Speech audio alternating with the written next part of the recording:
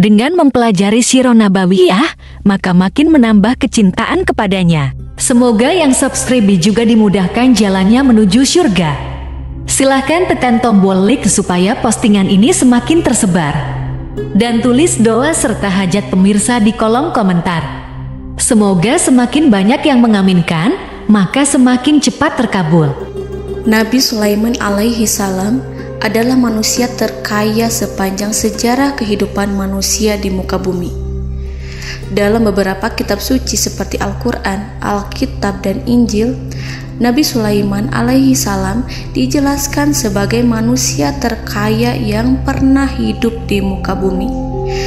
Tidak ada satupun manusia yang bisa mengalahkan total kekayaannya hingga hari kiamat tiba.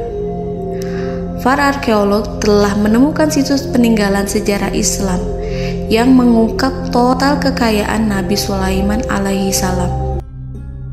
Erez bin Yosef, seorang profesor sekaligus peneliti, ia menyatakan bahwa 3.000 tahun yang lalu Nabi Sulaiman alaihi salam diperkirakan memiliki kekayaan senilai 2,2 triliun US dollar. Dan apabila dikonversikan dengan nilai mata uang dolar hari ini, jika dirupiahkan, maka nilainya setara dengan 32.891.870 triliun rupiah. Profesor itu juga menjelaskan bahwa kekayaan Nabi Sulaiman alaihi salam berasal dari dua sumber, yakni istana kerajaan dan tambang tembaga. Nilai itu berkali-kali lipat lebih banyak dari total kekayaan negara Indonesia yang hanya mencapai 11.454 triliun per 30 Desember 2021. Nabi Sulaiman alaihi salam memiliki beberapa mukjizat. Di antaranya adalah dapat berbicara dengan bahasa binatang. Beliau dapat memerintah mereka untuk melakukan sesuatu. Beliau juga dapat mengendalikan besar kecilnya tekanan angin dan dapat mengatur ke arah mana angin akan berhembus. Sehingga dengan itu Nabi Sulaiman dapat memanfaatkan angin sebagai kendaraannya dan juga kendaraan tentaranya. Nabi Sulaiman juga bisa melunakkan besi dan membentuknya menjadi pakaian perang yang anti tusukan senjata tajam. Nabi Sulaiman juga memimpin para jin. Mereka tunduk dan patuh pada perintah Nabi Sulaiman alaihi salam. Tidak hanya setan, iblis laknatullah yang merupakan makhluk pembangkang dapat dibuat tunduk bertekuk lutut pada perintah-perintah Nabi Sulaiman. Nabi Sulaiman bisa melakukan teleportasi, yaitu berpindah dari suatu tempat ke tempat yang lain dalam waktu singkat. Peristiwa itu dibuktikan dengan pemindahan singgasana Ratu Balqis atas perintah Nabi Sulaiman. Nabi Sulaiman dikenal sebagai raja yang adil dan bijaksana. Nabi Sulaiman diberkahi kecerdasan yang luar biasa untuk menyatu padukan segenap kekuatan yang Allah berikan kepadanya. Ia mengelola dan membawa kerajaannya menjadi kekuatan raksasa yang tak terkalahkan di masanya dengan segenap kemampuan yang dimilikinya. Tentara Nabi Sulaiman adalah tentara terkuat di bumi tanpa ada yang menandingi. Pertanyaan mendasar yang muncul kali ini adalah dari mana sumber kekayaan dan kekuatan Nabi Sulaiman alaihi salam? Untuk mendapat jawaban dari pertanyaan itu, simak video ini sampai akhir. Sebelum itu, mari bantu channel ini terus berkembang dengan cara subscribe dan nyalakan tanda loncengnya. Berikan komentar yang positif dan berikan like serta share video ini. Bismillahirrahmanirrahim. Sungguh kami benar-benar telah menganugerahkan ilmu kepada Daud dan Sulaiman. Keduanya berkata, segala puji bagi Allah yang melebihkan kami dari kebanyakan hamba-hambanya yang mukmin. Sulaiman telah mewarisi Daud dan dia berkata, wahai manusia, kami telah diajari untuk memahami bahasa burung dan kami dianugerahi segala sesuatu. Sesungguhnya semua ini benar-benar karunia yang nyata. Quran Surat An-Naml ayat 15-16. Saudara-saudaraku yang dirahmati Allah, pada ayat di atas disebutkan bahwa Sulaiman telah mewarisi Daud. Nabi Sulaiman mewarisi Nabi Daud dalam sisi kenabian dan kekuasaan, bukan mewarisi harta, karena para nabi tidak mewariskan harta. Sebab sepeninggalan mereka, harta para nabi menjadi sedekah bagi orang-orang yang ada di sekitarnya, yaitu orang-orang fakir dan orang-orang yang membutuhkan. Dan harta para nabi tidak dikhususkan bagi kalangan keluarganya. Rasulullah Shallallahu Alaihi Wasallam bersabda, "Kami para nabi tidak mewariskan." Nabi Sulaiman mewarisi kenabian dari Nabi Daud. Ini adalah hal yang jelas. Allah telah memilihnya sebagai nabi dari Bani Israel. Begitu juga Allah telah memberinya kekuasaan kerajaan sehingga ia menjadi pemimpin Bani Israel. Barangkali sesuatu yang paling penting yang diwarisi oleh Nabi Sulaiman dari Nabi Daud adalah tradisi militer. Kemajuan militer yang dahsyat telah berpindah kepada Nabi Sulaiman. Nabi Daud sebenarnya adalah seorang pengembala kambing yang sangat miskin, tetapi seiring dengan perjalanan waktu, ia menjadi komandan pasukan tiada tanding. Nabi Daud alaihi salam mengetahui bahwa kekuatan hakiki yang mengatur alam semesta adalah kekuatan Allah. Ketika Nabi Daud mengelurkan tangannya dan memegang potongan batu, lalu beliau melemparkannya dengan ketepel ke arah Jalut, kepala Jalut retak dan ambruk menghantam tanah. Ini sebagai bentuk demonstrasi kekuatan darinya. Kehadiran Nabi Daud mengubah pasukan Bani Israel, di mana mereka sebelumnya lari jika berhadapan dengan musuh. Maka kini keberadaan mereka mulai diperhitungkan di masa hidupnya. Nabi Daud mengalami peperangan yang sangat banyak, tapi Al-Quran tidak menceritakan secara terperinci. Hal itu dikarenakan karena Al-Quran adalah kitab dakwah di jalan Allah, bukan kitab sejarah. Al-Quran hanya menceritakan di dalam Al-Quran surat Shad ayat 20, "Dan kami kuatkan kerajaannya, kerajaan Daud." Ayat tersebut berarti bahwa Nabi Daud belum terkalahkan dalam peperangan yang diikutinya. Di samping dukungan yang Allah berikan kepadanya, juga pasukan dan rakyatnya, di mana mereka adalah orang-orang yang bertauhid, menyerahkan diri kepada Allah. Allah Subhanahu wa Ta'ala mengajarkan kepada Nabi Daud hal-hal yang menjadikan pasukannya memiliki keistimewaan yang dengannya mereka dapat mengalahkan pasukan-pasukan lain, pasukan-pasukan besar yang ada di bumi pada saat itu. Allah Subhanahu wa Ta'ala berfirman dalam surat Saba ayat 10, "Dan kami telah melunakkan besi untuknya." Baju besi mungkin akan menjadi masalah dalam benak kita. Ketika orang-orang yang berperang, baju besi cukup mengganggu gerakan mereka. Kita bisa membayangkan ketika ada dua orang berperang, salah satu dapat bergerak bebas, sementara yang lainnya tidak leluasa bergerak karena tertahan dengan pakaiannya. Namun, dengan kekuasaan Allah, Nabi Daud dapat melunakkan besi dan membuat baju besi yang ringan, yang mudah untuk digunakan. Ini adalah kemajuan penting yang Allah berikan kepada Nabi Daud dan tentaranya. Kemajuan itu kemudian diajarkan, diwariskan dan dimiliki oleh Nabi Sulaiman alaihi salam. Nabi Sulaiman memiliki pasukan dahsyat yang melebihi pasukan manapun di bumi saat itu, atau bahkan mungkin saat ini. Bahkan Allah menambahkan karunia-Nya kepada Nabi Sulaiman yang disebutkan dalam Al-Quran surat An-Naml ayat 16. Dan Sulaiman telah mewarisi Daud, dan dia berkata, "Wahai manusia, kami telah diberi pengertian tentang suara burung, dan kami diberi segala sesuatu. Sesungguhnya ini benar-benar suatu karunia yang nyata." Saudara-saudaraku yang dirahmati Allah, pada suatu hari Nabi Sulaiman alaihi salam menengadahkan tangannya dan berdoa kepada Allah Subhanahu wa ta'ala.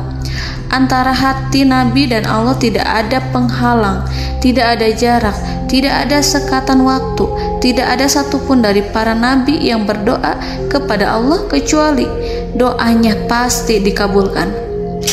Doa Nabi Sulaiman alaihi salam direkam dalam Al-Quran surat Shad ayat 35. Nabi Sulaiman berkata, "Ya Tuhanku, ampunilah aku, anugerahkanlah kepadaku kerajaan yang tidak dimiliki oleh seorang pun sesudahku." Nabi Sulaiman menginginkan dari Allah sesuatu kerajaan yang belum pernah diperoleh oleh siapapun setelahnya. Allah Subhanahu wa ta'ala mengabulkan doa Nabi Sulaiman dan memberinya kerajaan tersebut. Nabi Sulaiman mewarisi kekuasaan, kenabian, hikmah ilmu dari Nabi Daud alaihi salam. Orang-orang menyebut Nabi Sulaiman Al-Hakim, Sulaiman yang bijaksana. Kebijaksanaan Nabi Sulaiman tidak terbatas pada keadilannya di tengah-tengah manusia dan juga kasih sayangnya kepada mereka. Namun, kebijaksanaan Nabi Sulaiman juga berlaku di kalangan burung dan binatang lainnya. Nabi Daud juga mengenal bahasa burung, tetapi Nabi Sulaiman dapat berbicara dengan bahasa burung. Bahkan, ia dapat menggantikannya sebagai pembantunya. Ketika Nabi Daud bertasbih di gunung, burung-burung serta binatang buas ikut bertasbih bersamanya. Bahkan angin pun berhenti untuk mendengarkan tasbih itu. Sedangkan Nabi Sulaiman alaihi salam, Allah Subhanahu wa ta'ala memberinya karunia lebih dari itu, di mana binatang-binatang buas tunduk padanya, begitu juga angin dan burung. Saudara-saudaraku yang dirahmati Allah, Nabi Sulaiman alaihi salam mampu mendengarkan bisikan semut yang berbicara kepada sesama mereka. Bahkan ia mampu memerintahkan semut tersebut sehingga semut itu menjadi taat pada perintahnya. Pasukan Nabi Sulaiman memiliki kekuatan yang sangat dahsyat. Belum pernah ada di dunia ini satu pasukan pun yang memiliki kekuatan seperti itu. Kekuatan Nabi Sulaiman berasal dari beberapa kombinasi yang sangat mengagumkan, sehingga karenanya ia tidak dapat tertandingi. Kekuatan itu terdiri dari manusia, binatang-binatang, jin, dan lain sebagainya. Kita mengetahui bahwa jin adalah makhluk Allah dan manusia tidak mampu melihatnya atau menghadirkannya atau meminta pertolongan kepadanya. Sedangkan Nabi Sulaiman telah diberi Allah suatu kemampuan untuk menundukkan jin, mempekerjakan mereka sebagai tentara di tengah-tengah peperangan. Bahkan ia mampu menjadikan mereka sebagai pekerja-pekerja kasar di kerajaannya saat tidak ada peperangan.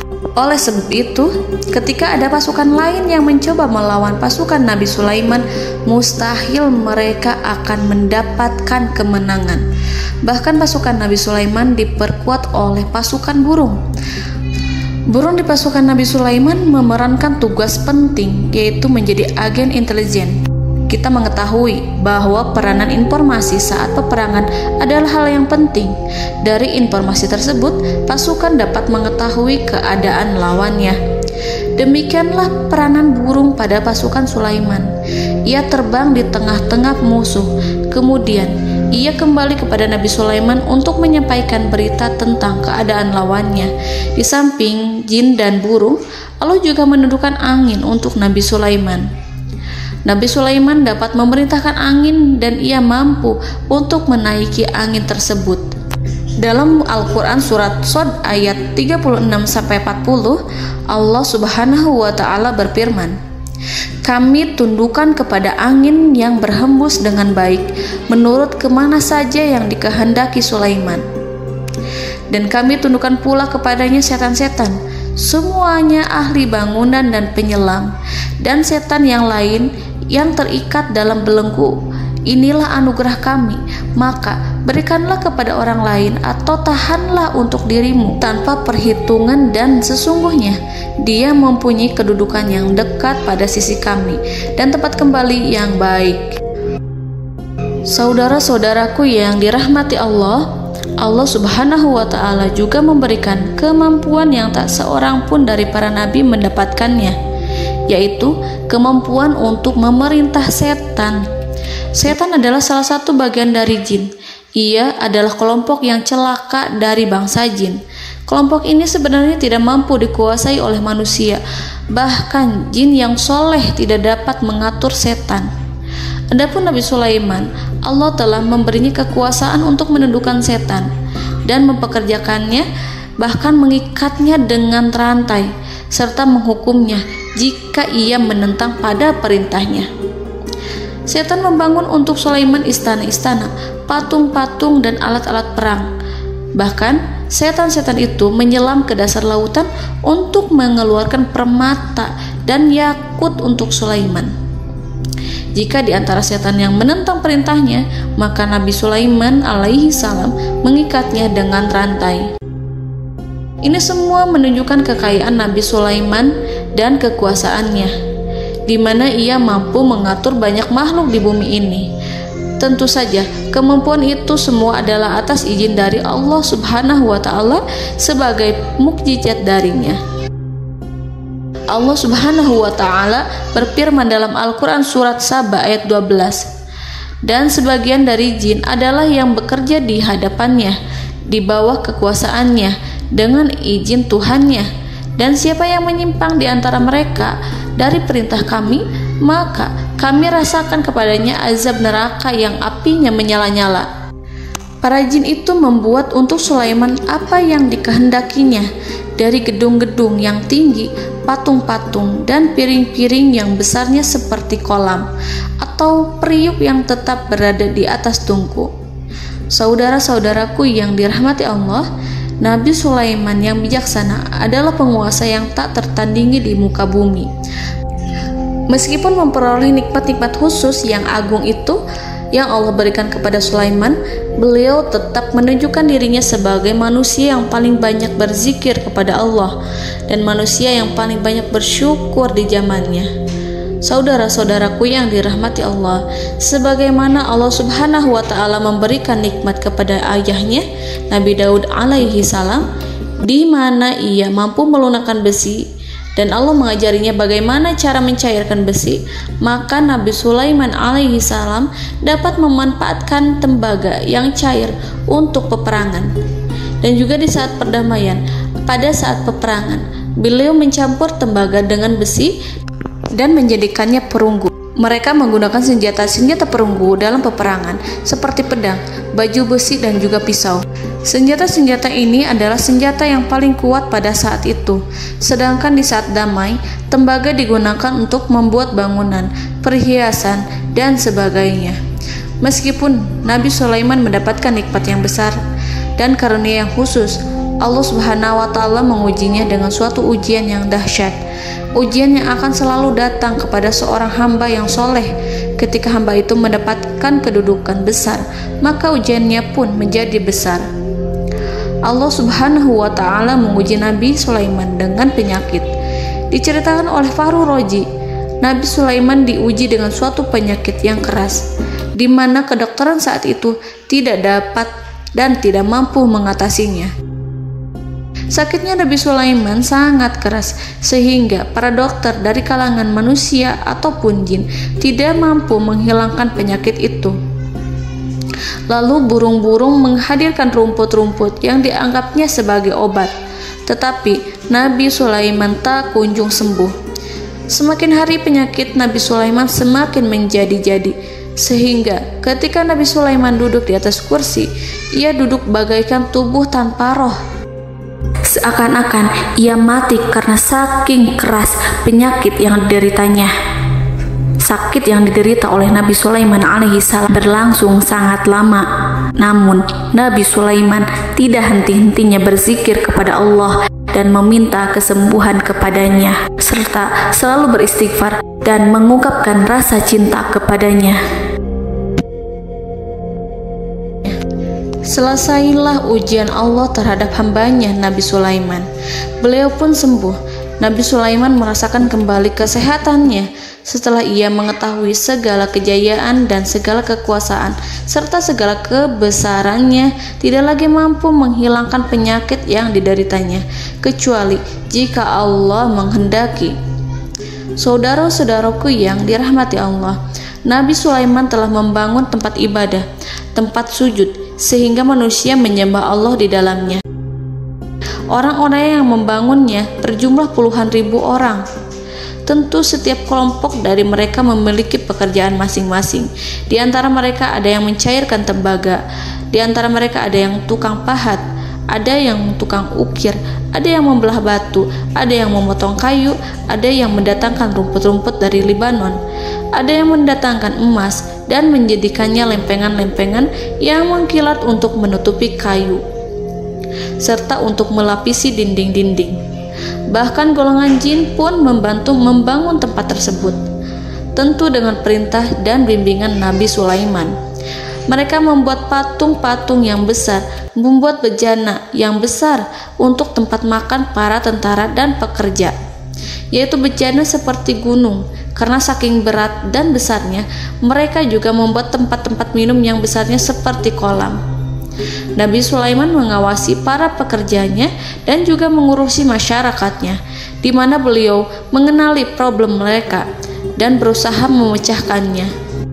Beliau juga mengawasi pasukan dari kalangan binatang dan burung. Beliau mengetahui apabila ada satu di antara mereka yang tidak datang, kemana ia pergi serta mengapa ia pergi. Nabi Sulaiman menguasai pengetahuan itu semua. Nabi Sulaiman bukan hanya mengetahui problem tentara-tentaranya dari kalangan manusia ataupun tentaranya dari kalangan burung, namun ia juga menunjukkan kasih sayang terhadap semut, di mana beliau mendengar bisikannya dan tidak suka untuk menginjaknya. Nabi Sulaiman selalu menundukkan kepalanya ke bumi sebagai bentuk rasa rendah diri dan syukur kepada Allah. Pada suatu hari, Nabi Sulaiman alaihi salam berjalan di depan tentaranya dan tiba-tiba ia mendengar suara semut yang berkata kepada temannya dari kalangan semut. Hal itu terekam dalam Al-Quran surat An-Naml ayat 18-19. Wahai semut-semut, masuklah ke dalam sarang-sarangmu agar kamu tidak terinjak oleh Sulaiman dan tentaranya, sedangkan mereka tidak menyadarinya. Nabi Sulaiman alaihi salam tersenyum mendengar itu dan ia berdoa, "Ya Allah, ya Tuhanku, berilah aku ilham untuk tetap mensyukuri nikmat-Mu yang telah Engkau anugerahkan kepadaku dan kepada kedua orang ibu bapakku, dan untuk mengerjakan amal soleh yang Kau ridhoi, dan masukkanlah aku ke dalam rahmat-Mu, ke dalam golongan hamba-hamba-Mu yang soleh." Saudara-saudaraku yang dirahmati Allah, meskipun Nabi Sulaiman mendapatkan kekuasaan dan memiliki tentara yang besar, namun beliau menunjukkan kasih sayang terhadap bangsa semut. Beliau mendengarkan bisikannya dan melihat semut yang ada di depannya. Oleh karena itu, tak mungkin baginya untuk menginjak golongan semut itu. Nabi Sulaiman bersyukur kepada Allah telah memberinya nikmat, yaitu nikmat rahmat dan kasih sayang. Di samping itu, Nabi Sulaiman alaihi salam adalah orang paling kaya di dunia. Istananya terbuat dari kayu gaharu yang memiliki wangi harum. Istananya terbuat dari emas yang terkadang dari kristal. Beliau juga memiliki kursi besar yang terbuat dari emas dan permata. Istana Nabi Sulaiman merupakan istana yang paling besar di dunia. Nabi Sulaiman menggunakan pakaian dari emas dan permata. Meskipun demikian, Nabi Sulaiman tetap menunjukkan sebagai hamba yang berserah diri dan rendah diri di hadapan Allah Subhanahu wa Ta'ala. Nabi Sulaiman yang merendahkan diri di hadapan Allah, ia selalu sujud kepada Allah, sebagaimana ayahnya yang selalu bertasbih pada Allah. Nabi Sulaiman selalu melantunkan lagu-lagu cinta ilahi dan hanya memuji Allah Subhanahu wa Ta'ala. Pada suatu hari, Nabi Sulaiman alaihi salam mengeluarkan perintah kepada pasukannya untuk bersiap-siap. Kemudian, Nabi Sulaiman keluar dan memeriksa pasukannya satu demi satu. Kelompok yang pertama adalah kelompok manusia. Nabi Sulaiman memperhatikan kesiapan mereka. Lalu Nabi Sulaiman mengeluarkan perintah-perintah kepada mereka. Kemudian Nabi Sulaiman memeriksa kelompok jin dan menyampaikan perintahnya kepada mereka. Beliau memenjarakan jin yang tampak bermalas-malasan saat bekerja.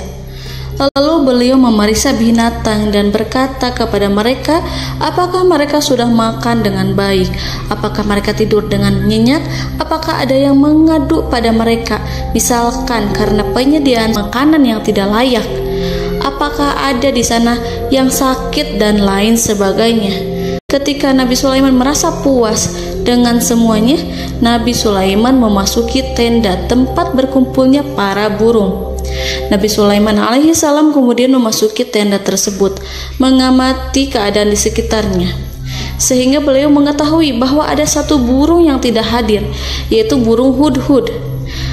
Mengapa aku tidak melihat burung hudhud? Burung-burung yang lain tampak terdiam sebagai penghormatan, dan mereka mendengarkan apa yang akan dikatakan pemimpin mereka. Nabi Sulaiman mengarahkan pandangannya pada semua burung dan tidak menemukan burung hudhud di antara mereka. Tak seekor burung pun yang mengetahui keberadaannya. Burung hudhud absen pada apel wajib kali ini. Nabi Sulaiman mulai menampakkan kemarahannya. Tiba-tiba, seekor burung kecil memberanikan diri untuk berkata kepada Nabi Sulaiman, "Wahai Nabi yang mulia, seharusnya hudhud ada bersamaku kemarin untuk melaksanakan tugas penyelidikan. Ia adalah pemimpin misi itu. Namun, burung hudhud belum datang. Oleh karena itu, aku tidak pergi bersamanya." Burung itu tampak gemetar. Nabi Sulaiman mengetahui bahwa hudhud tidak hadir dan tak seorang pun mengetahui kemana ia pergi. Burung hudhud pergi tanpa izin terlebih dahulu. Dalam keadaan marah, Nabi Sulaiman berkata, "Sungguh aku benar-benar akan mengazabnya dengan azab yang sangat keras atau benar-benar menyembelihnya, kecuali jika ia benar-benar datang kepadaku dengan alasan yang jelas." Kawanan burung-burung mengetahui bahwa Nabi Sulaiman sedang marah dan telah menetapkan untuk menyiksa burung hudhud atau menyembelihnya atau justru memaafkannya dengan syarat ia datang dengan membawa alasan yang dapat menyelamatkannya, atau dengan kata lain, burung hudhud dapat memastikan bahwa ia melaksanakan tugas yang penting. Nabi Sulaiman menunjukkan kemarahan yang besar sehingga siapapun akan merasa takut kepada Nabi Sulaiman yang marah. Nabi Sulaiman kemudian pergi dari tempat burung tersebut. Nabi Sulaiman masih memikirkan keadaan burung hudhud. Seharusnya burung hudhud menjadi bagian penting dari badan intelijen. Apakah ia pergi untuk menyingkap suatu, atau apakah ia pergi hanya untuk bermain-main? Nabi Sulaiman telah memperhatikan dan mengetahui bahwa burung hudhud adalah seekor burung yang cerdik dan juga fasih berbicara. Terkadang Nabi Sulaiman mendapati burung hudhud sedang bermain-main dan menunda-nunda pekerjaannya. Namun ketika Nabi Sulaiman melihatnya, burung hudhud memahami bahwa perbuatannya tidak benar. Oleh karena itu, ia tidak boleh menyampur adukan antara waktu serius dan waktu bermain. Tidak lama setelah itu, burung hudhud tiba di tempat para burung. Burung-burung yang lain berkata kepadanya, "Wahai hudhud, pergilah engkau ke tempat Nabi Sulaiman. Jika ia mengetahui bahwa engkau telah sampai, jiwamu benar-benar terancam." Mendengar itu, burung hudhud segera beranjak. Ia terbang menemui Nabi Sulaiman. Pada waktu itu, Nabi Sulaiman sedang duduk bersama tentaranya yang lain. Burung hudhud berdiri. Ia telah merencanakan untuk memulai pembicaraan dengan Nabi Sulaiman sebelum Nabi Sulaiman bertanya kepadanya kemana dia pergi. Ini sebagai bukti bahwa hudhud telah melaksanakan suatu tugas yang penting. Dalam Al-Quran Surat An-Naml ayat 22, burung hudhud berbicara, "Aku telah mengetahui sesuatu yang kamu belum mengetahuinya, dan kubawa kepadamu dari negeri Saba suatu berita penting yang diyakini seakan-akan burung hudhud hendak berkata, 'Aku adalah hudhud yang miskin, tapi aku mengetahui apa yang tidak engkau ketahui, dan aku telah datang kepadamu dari kerajaan Saba dengan membawa berita yang sangat penting.'" Nabi Sulaiman tampak terdiam menunggu hudhud menyelesaikan kisahnya. Dalam surat An-Naml ayat 23-24, burung hudhud berkata, "Sesungguhnya aku menjumpai seorang wanita yang memerintah mereka. Dia dianugerahi segala sesuatu serta mempunyai singgasana yang besar. Aku mendapati dia dan kaumnya menyembah matahari selain Allah. Dan setan-setan telah menjadikan mereka memandang indah perbuatan-perbuatan mereka, lalu menghalangi mereka dari jalan Allah, sehingga mereka tidak mendapat petunjuk." Burung hudhud diam. Nabi Sulaiman merasa bahwa hudhud menunjukkan kefasihan lisannya.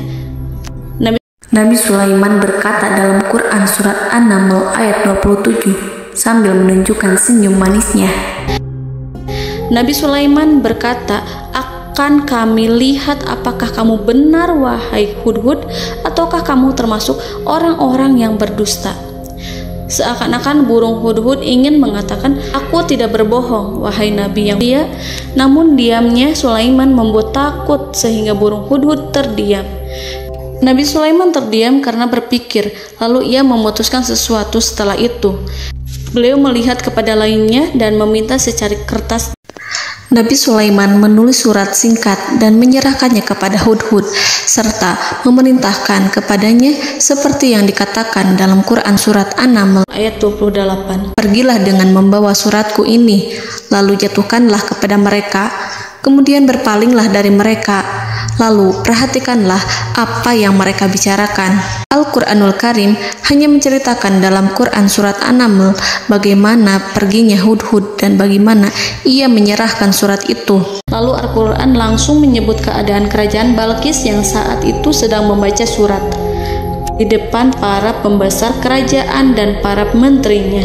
Dalam Al-Quran surat An-Naml ayat 29-31 berkatalah Balqis, "Wahai pembesar-pembesar, sesungguhnya telah dijatuhkan kepadaku sebuah surat yang mulia. Sesungguhnya surat ini dari Sulaiman, dan sesungguhnya isinya dengan menyebut nama Allah yang Maha Pengasih lagi Maha Penyayang, bahwa janganlah kalian berlaku sombong terhadapku, dan datanglah kepadaku sebagai orang yang berserah diri." Saudara-saudaraku yang dirahmati Allah, dalam surat tersebut Nabi Sulaiman menyebutkan supaya mereka menyerahkan diri dan tunduk kepada perintah Nabi Sulaiman. Nabi Sulaiman memerintahkan agar mereka meninggalkan penyembahan terhadap matahari. Nabi Sulaiman tidak mempersoalkan akidah mereka dan tidak memuaskan mereka dengan apapun. Nabi Sulaiman hanya memerintahkan bahwa ia berada di atas kebenaran. Bukankah ia didukung kekuatan yang berlandaskan keyakinan yang dimilikinya? Nabi Sulaiman hanya memerintahkan mereka agar tunduk dan patuh kepadanya. Ratu Sabak menyampaikan surat tersebut di tengah-tengah kaumnya.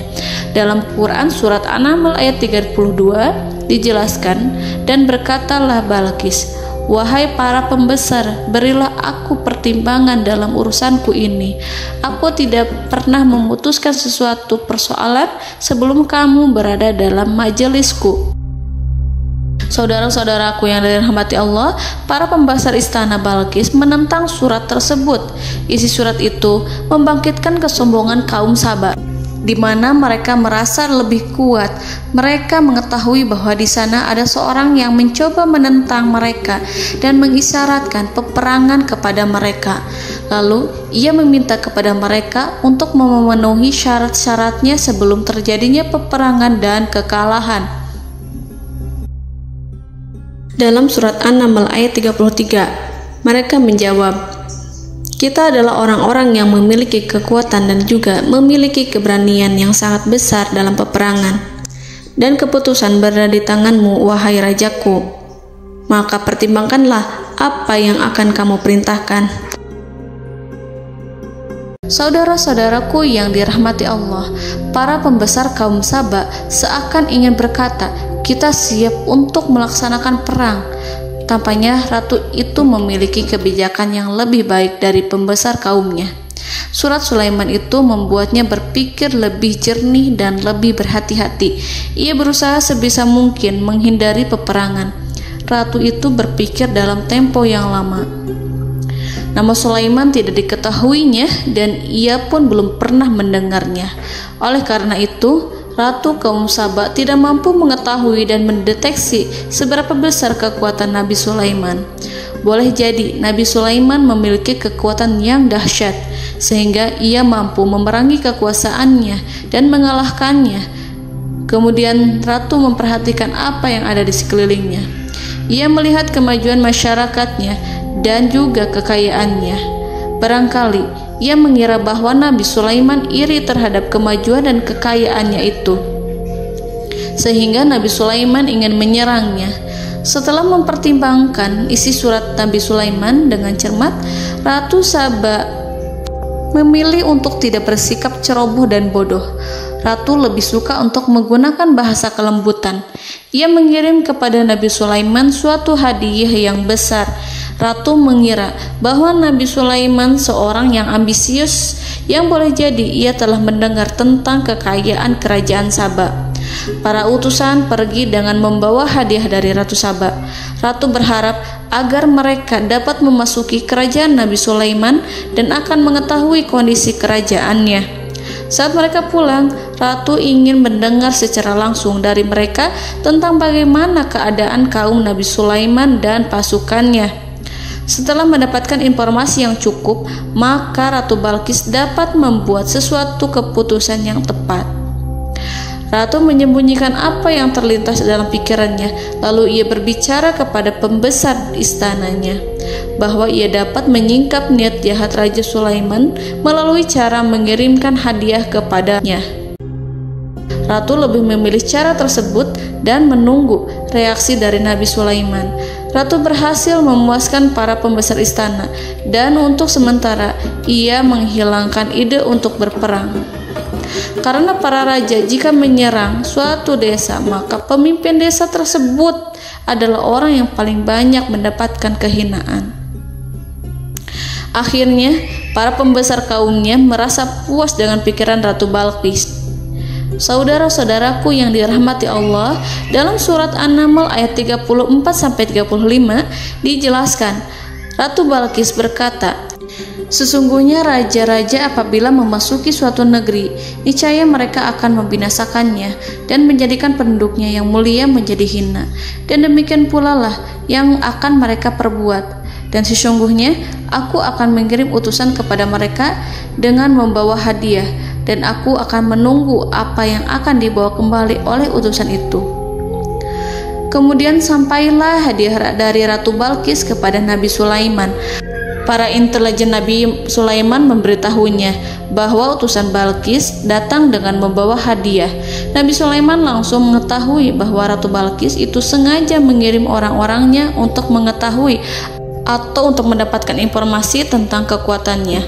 Lalu setelah itu ia akan mengambil keputusan atau mengambil sikap kepada kerajaan Sulaiman. Nabi Sulaiman segera memanggil semua pasukannya untuk berkumpul. Utusan Balqis segera memasuki istana Nabi yang dipenuhi dengan pasukan yang besar bersenjata. Melihat itu, utusan Ratu Balqis tercengang dan terkejut ketika mereka melihat kekayaan yang mereka bawa tidak ada apa-apanya dibandingkan dengan kerajaan Nabi Sulaiman. Hadiah mereka tampak tidak berarti. Emas yang mereka bawa tampak tidak memiliki makna saat mereka memasuki istana Nabi Sulaiman yang terbuat dari kayu-kayu pohon gaharu yang mengeluarkan bau yang harum serta dihiasi dengan emas permata. Para utusan Ratu Balqis berdiri bersama Nabi Sulaiman dan menyaksikan bagaimana Nabi Sulaiman mengendalikan pasukannya. Kemudian mereka mulai berpikir tentang kekuatan dan kualitas pasukan Nabi Sulaiman. Betapa kagetnya mereka ketika melihat di tengah-tengah pasukan itu terdapat singa, burung, dan tentara dari kalangan manusia yang mampu terbang. Mereka pun sadar bahwa mereka di hadapan pasukan yang tiada tandingannya. Selesailah demonstrasi pasukan Nabi Sulaiman. Kemudian para utusan ratu dipersilahkan maju ke tempat hidangan makanan. Para utusan itu sangat terkejut ketika melihat berbagai macam makanan dari penjuru dunia ada di depannya. Dan di antara makanan itu terdapat pula makanan yang biasa ditemukan di negeri mereka. Tetapi mereka melihat bahwa makanan itu memiliki rasa yang lebih istimewa. Selain itu, piring-piring yang ada di depan mereka terbuat dari emas, dan mereka dilayani oleh laki-laki yang berhias dengan emas. Di meja makan itu terdapat burung, ikan laut, dan berbagai macam daging yang mereka tidak mampu lagi membedakan daging apa itu. Nabi Sulaiman tidak makan bersama mereka, tapi beliau makan dengan menggunakan piring yang terbuat dari kayu. Beliau memakan roti yang kering yang dicampur dengan minyak. Inilah makanan yang dipilih Nabi Sulaiman. Makan bersama mereka dalam keadaan diam, mereka merasa kehadiran Nabi Sulaiman menciptakan suatu wibawa yang luar biasa. Selesai perjamuan itu, lalu dengan sangat malu mereka menyerahkan hadiah dari Ratu Balqis kepada Nabi Sulaiman. Hadiah itu berupa emas yang bagi mereka hadiah itu sangat bernilai tinggi. Tapi di sini hadiah itu tampak kecil di hadapan kekayaan Nabi Sulaiman yang sangat mengagumkan. Nabi Sulaiman memperhatikan hadiah dari Ratu Balqis itu dan berkata dalam Quran surat An-Naml ayat 36, "Maka apa yang diberikan Allah kepadaku lebih baik daripada apa yang diberikannya kepadamu, tetapi kamu merasa bangga dengan hadiahmu." Saudara-saudaraku, Raja Sulaiman menyingkap dengan kata-katanya yang singkat itu penolakannya terhadap hadiah mereka. Ia memberitahu utusan itu bahwa ia tidak menerima hadiah tersebut. Ia tidak merasa puas dengan hadiah itu. Yang membuatnya puas hanyalah, janganlah kalian berlaku sombong terhadapku dan datanglah kepadaku sebagai orang-orang yang berserah diri. Lalu Nabi Sulaiman berkata kepada mereka dengan pelan. Hal itu diabadikan dalam Al-Quran surat An-Naml ayat 37.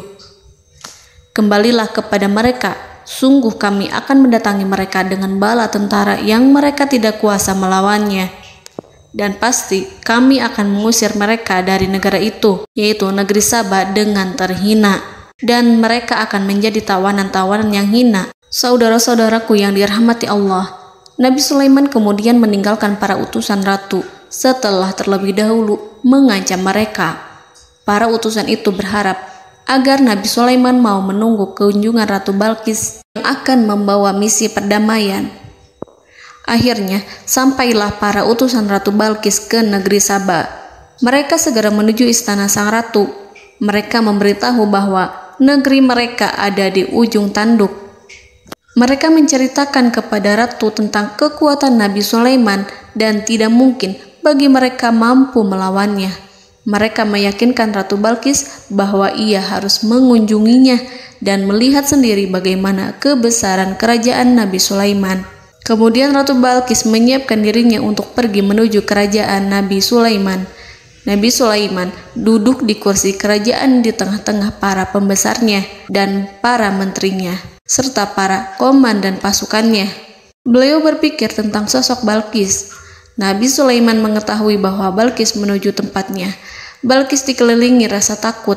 Nabi Sulaiman berpikir sejenak tentang bagaimana matahari disembah. Ia memikirkan bagaimana informasi yang diterima oleh intelijennya tentang kemajuan kerajaan Balqis dalam bidang kesenian dan ilmu pengetahuan. Nabi Sulaiman bertanya kepada dirinya sendiri, apakah kemajuan menjadi penghalang untuk mengetahui kebenaran? Apakah ratu itu senang dengan kekuatan yang dicapainya? Dan ia membayangkan bahwa kekuatannya adalah segalanya. Dengan kemajuan yang dimilikinya, Nabi Sulaiman ingin membuat kejutan agar ratu mengetahui bahwa Islam yang diyakini oleh Nabi Sulaiman adalah satu-satunya yang mampu mendatangkan kemajuan dan kekuatan yang hakiki, sehingga ia dapat membandingkan antara keyakinannya dalam menyembah matahari beserta kemajuan yang dicapainya dengan keyakinan Nabi Sulaiman beserta kemajuan yang diraihnya. Saudara-saudaraku yang dirahmati Allah, para mata-mata Nabi Sulaiman telah memberitahunya bahwa hal yang sangat disegani dan dikagumi oleh kaum Balkis adalah kerajaan Saba, yaitu singgasana Ratu Balkis. Singgasana itu terbuat dari emas dan batu delima. Singgasana tersebut dijaga oleh penjaga yang sangat disiplin, di mana mereka tidak pernah lalai sedikit pun. Oleh karena itu, sangat tepat apabila Nabi Sulaiman menghadirkan singgasananya di sini, di kerajaannya, sehingga ketika ratu tiba, maka ia dapat duduk di atasnya. Nabi Sulaiman ingin membuat kejutan kepadanya dan menunjukkan bahwa kemampuannya tersebut yang berlandaskan pada keislaman. Nabi Sulaiman melakukan yang demikian itu dengan harapan agar si ratu tunduk kepadanya. Ide itu terlintas dalam diri Nabi Sulaiman. Lalu ia mengangkat kepalanya dan menoleh kepada anak buahnya. Hal itu diabadikan dalam Quran Surat An-Naml ayat 38. Wahai para pembesar, siapakah di antara kamu sekalian yang sanggup membawa singgasananya kepadaku sebelum mereka datang kepadaku sebagai orang-orang yang berserah diri? Saudara-saudaraku, perhatikanlah ungkapan pikiran Nabi Sulaiman tersebut. Semua pemikirannya berkisar tentang keislaman para penyembah matahari, tentang bagaimana beliau dapat memberikan petunjuk kepada mereka di jalan Allah. Yang pertama menjawab pertanyaan Nabi Sulaiman adalah jin Ifrit. Dalam Quran Surat An-Naml ayat 39, berkatalah Ifrit yang cerdik dari golongan jin, "Aku akan datang kepadamu dengan membawa singgasana itu sebelum kamu berdiri dari tempat dudukmu. Sesungguhnya aku benar-benar kuat untuk membawanya, lagi dapat dipercaya." Nabi Sulaiman berdiri dari tempat duduknya. Setelah 1 jam atau 2 jam, jin itu berjanji kepadanya untuk menghadirkan singgasana Balkis. Sebelum itu, istana Nabi Sulaiman di Palestina, sedangkan istana Balkis terletak di Yaman. Antara singgasana tersebut dengan singgasana Nabi Sulaiman berjarak lebih dari ribuan mil. Barangkali pesawat yang cepat sekalipun yang kita kenal hari ini tidak akan mampu membawa dan mendatangkan istana itu dalam waktu 1 jam. Tetapi masalahnya di sini, berhubung dengan kekuatan jin yang serba misterius, Nabi Sulaiman tidak mengomentari sedikit pun terhadap apa yang dikatakan oleh Ifrit. Nabi Sulaiman tampak menunggu tanggapan lain yang mampu menghadirkan singgasana Balkis yang lebih cepat dari jin Ifrit. Nabi Sulaiman menoleh kepada seorang yang di sana, yang duduk di atas naungan. Hal itu diceritakan dalam Al-Quran Surat An-Naml ayat 40. Berkatalah seseorang yang mempunyai ilmu dari Alkitab, "Aku akan membawa singgasana itu kepadamu sebelum matamu berkedip." Maka tatkala Sulaiman melihat singgasana itu terletak di hadapannya, ia pun berkata, "Ini termasuk karunia Tuhanku untuk menguji aku. Apakah aku akan bersyukur atau mengingkari nikmatnya? Dan barang siapa yang bersyukur, maka sesungguhnya dia bersyukur untuk kebaikan dirinya sendiri. Dan barang siapa yang ingkar, maka sesungguhnya Tuhanku maha kaya lagi maha mulia." Saudara-saudaraku, belum lama seseorang yang mempunyai ilmu dari Alkitab menyatakan kalimatnya, sehingga singgasana itu tiba-tiba ada di depan Nabi Sulaiman, yang mampu menghadirkan singgasana itu lebih cepat dari kedipan mata. Al-Quranul Karim tidak menyingkap kepribadian seseorang yang menghadirkan singgasana itu. Al-Quran hanya menggarisi bahwa orang itu mempunyai ilmu dari Alkitab. Al-Quran tidak menjelaskan kepada kita apakah ia seorang malaikat ataukah manusia ataukah jin. Al-Quran sengaja tidak menyingkap hakikat kitab yang dimaksud. Saudara-saudaraku yang dirahmati Allah, setelah melihat singgasana itu, Nabi Sulaiman bersyukur kepada Allah. Ia mulai memperhatikan singgasana sang ratu. Singgasana tersebut merupakan simbol pembangunan dan juga kemajuan, tetapi tampaknya ia hanya sesuatu yang biasa saja jika dibandingkan dengan kekuasaan dan kebesaran ciptaan yang dibuat oleh manusia dan jin di kalangan istana Nabi Sulaiman. Nabi Sulaiman memikirkan dalam tempo yang sangat lama singgasana Ratu Balkis itu. Kemudian beliau memerintahkan agar singgasana itu diperbaiki, sehingga saat Ratu Balkis datang, dia akan mengujinya. Apakah Ratu Balkis dapat mengenali singgasananya ataukah tidak? Dalam Al-Quran Surat An-Naml ayat 41, Nabi Sulaiman berkata, "Ubahlah baginya singgasananya, maka kita akan melihat apakah dia mengenal ataukah dia termasuk orang-orang yang tidak mengenalnya." Saudara-saudaraku yang dirahmati Allah, Nabi Sulaiman memerintahkan agar dibangun istana yang akan digunakan untuk menyambut Ratu Balqis. Nabi Sulaiman memilih tempat di laut dan ia memerintahkan agar dibangun suatu istana di mana sebagian besarnya terdiri dari air laut. Nabi Sulaiman memerintahkan agar lantainya itu terbuat dari kaca yang tebal dan kuat, sehingga orang-orang yang berjalan di atas istana itu akan dapat melihat di bawahnya ada ikan-ikan berwarna-warni yang berenang-renang. Dan mereka akan melihat rumput-rumput laut yang bergerak-gerak. Akhirnya, selesailah pembangunan istana itu. Saking bersihnya kaca lantainya, sehingga tampak di sana tidak ada kaca. Burung hudhud memberitahu Nabi Sulaiman bahwa Balqis telah sampai dekat kerajaannya. Kemudian Ratu Balqis datang. Al-Quran tidak menyebutkan keadaan Nabi Sulaiman saat menyambut Balqis, namun Al-Quran menunjukkan dua sikap Ratu Balqis. Yang pertama, bagaimana sikap Balqis ketika pertama kali melihat singgasananya yang datang mendahuluinya, padahal ia telah meninggalkan pengawalannya untuk tetap setia menjaga singgasananya itu. Keadaan kedua adalah keadaan di depan istana yang dibangun untuk penyambutan Balqis. Istana itu penuh dengan permata yang berenang-renang di bawahnya ikan-ikan. Dalam Quran Surat An-Naml ayat 42 dijelaskan, "Dan ketika Balqis datang, ditanyakanlah kepadanya, 'Serupa inikah singgasanamu?' Balqis menjawab, 'Seakan-akan singgasana ini adalah singgasanaku.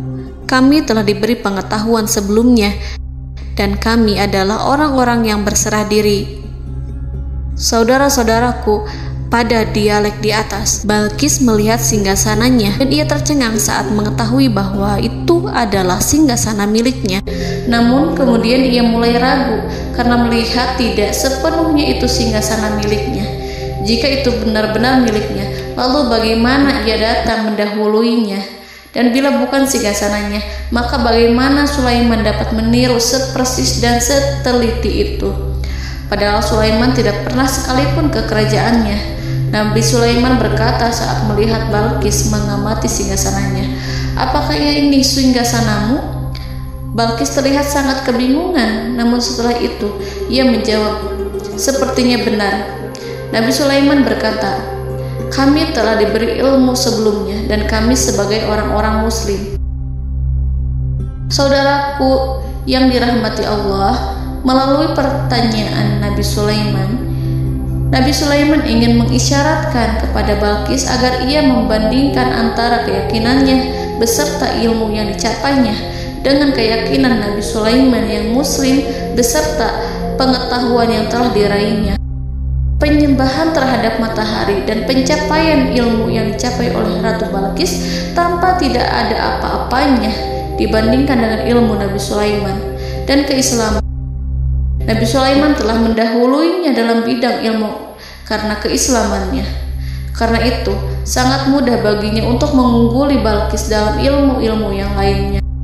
Demikianlah yang disyaratkan dalam pertanyaan Nabi Sulaiman kepada Ratu Balqis. Ratu Saba itu mengetahui bahwa ini adalah singgasananya, di mana singgasana itu datang lebih dahulu daripada dirinya. Beberapa bagian darinya telah diubah saat Balqis masih di perjalanan menuju ke tempat Nabi Sulaiman. Ia berpikir kemampuan apa yang dimiliki Nabi Sulaiman. Ratu Balqis tercengang melihat apa yang disaksikannya, yang berupa buah dari keimanan Nabi Sulaiman dan hubungannya dengan Allah Subhanahu wa Ta'ala.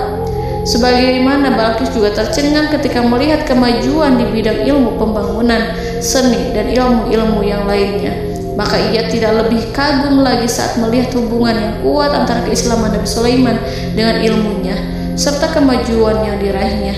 Dalam Al-Quran Surat An-Naml ayat 43 dijelaskan, "Dan apa yang disembahnya selama ini selain Allah mencegahnya untuk melahirkan keislamannya, karena sesungguhnya ia terdahulu termasuk orang-orang yang kafir." Saudara-saudaraku yang dirahmati Allah, berguncanglah dalam benak Balqis ribuan hal ketika melihat keyakinan kaumnya runtuh di hadapan Nabi Sulaiman. Ia menyadari matahari yang disembahnya hanya merupakan ciptaan Allah, dan Allah lah yang menggerakkannya untuk hamba-hambanya. Lalu terbitlah matahari kebenaran dalam dirinya. Hatinya diterangi oleh cahaya baru yang tidak akan tenggelam seperti tenggelamnya matahari. Masa keislamannya hanya menunggu waktu. Ratu Balqis memilih waktu yang tepat untuk mengumumkan keislamannya.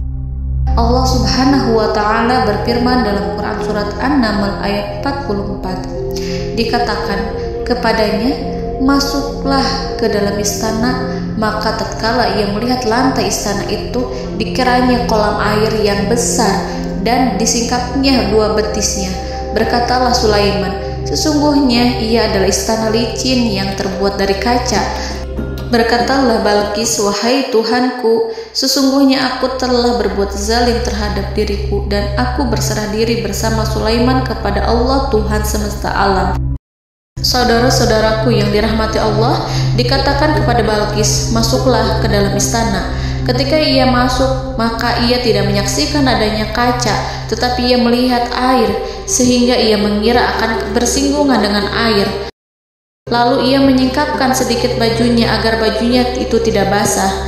Nabi Sulaiman mengingatkannya tanpa melihatnya agar ia tidak khawatir terhadap pakaiannya, karena pakaiannya tidak akan basah sebab di sana tidak ada air.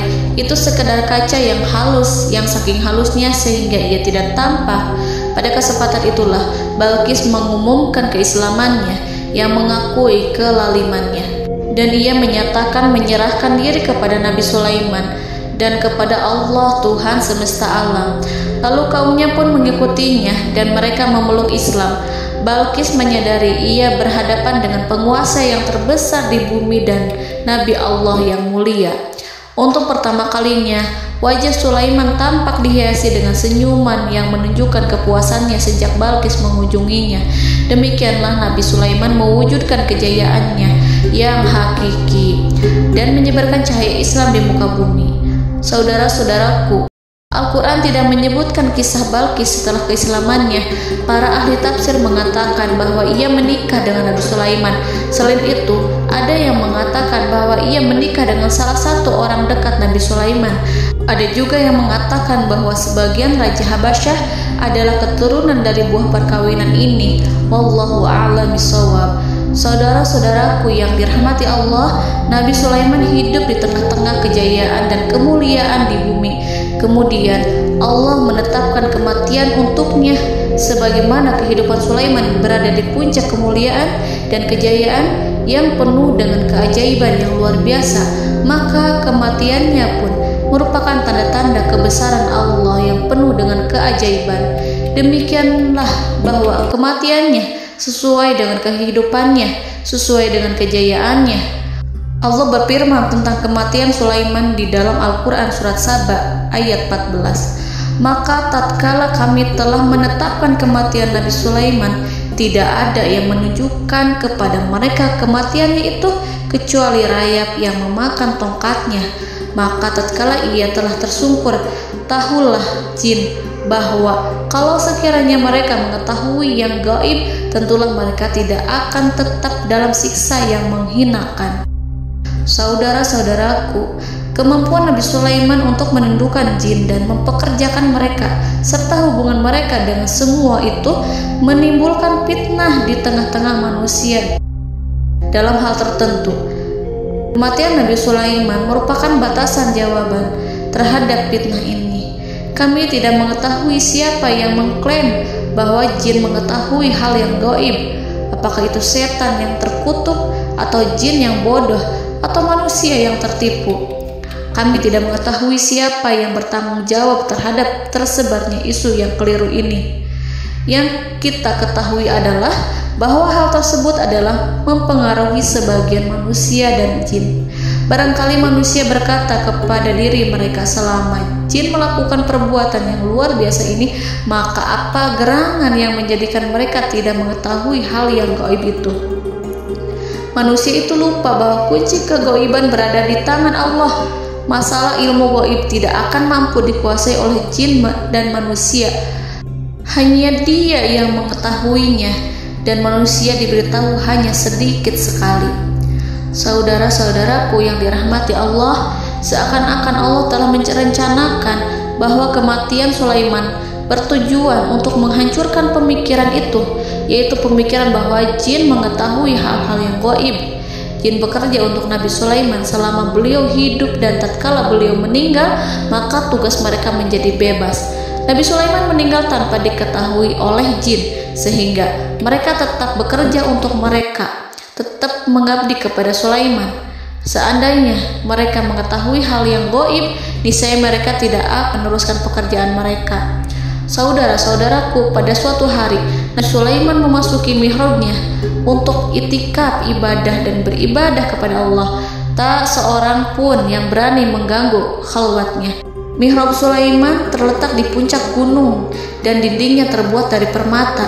Pada suatu hari, Nabi Sulaiman duduk bersandar pada tongkatnya dan ia tampak tenggelam dalam tafakur. Beliau berzikir pada Allah hingga rasa kantuk menguasainya. Lalu setelah itu malaikat maut menemuinya. Nabi Sulaiman pun meninggal. Beliau bersandar kepada tongkatnya. Jin melihatnya dan mengira bahwa beliau sedang sholat, sehingga mereka pun terus melanjutkan pekerjaannya. Berlalulah hari demi hari yang panjang. Datanglah rayap, yaitu semut kecil yang memakan kayu. Hewan itu mulai memakan tongkat Nabi Sulaiman. Rayap itu tampak lapar. Sebagian dari tongkat Nabi Sulaiman dimakan beberapa hari oleh rayap itu. Ketika yang dimakannya semakin bertambah, maka tongkat itu pun menjadi rusak dan kemudian jatuh dari tangan Nabi Sulaiman alaihi salam. Tubuh mulia itu kehilangan keseimbangan dan kemudian jatuh terhempas di bumi. Tatkala tubuh suci itu tersungkur, maka manusia segera menuju ke arahnya. Mereka menyadari dan mengetahui bahwa Nabi Sulaiman telah meninggal dalam waktu yang lama. Jin menyadari bahwa mereka tidak mengetahui hal yang gaib, dan manusia pun mengetahui hakikat ini. Seandainya jin mengetahui hal yang gaib, niscaya ia tidak akan meneruskan siksa yang hina. Mereka tidak akan bekerja kepada Sulaiman. Demikianlah Nabi Sulaiman alaihi salam meninggal dalam keadaan duduk dan sholat di mihrabnya. Lalu berita itu tersebar bagaikan api di bumi. Manusia, burung, dan binatang buas mengantarkan jenazah Nabi Sulaiman. Sekawanan burung tampak sedih dan menangis. Semua makhluk bersedih. Akhirnya tak seorang pun mengetahui bahasa burung di bumi. Meninggallah seorang yang memahami pembicaraan burung, binatang-binatang, jin, dan lain sebagainya. Burung-burung itu berkata, betapa beratnya kehidupan di tengah orang-orang yang tidak mengetahui pembicaraan kita. Allahu a'lam.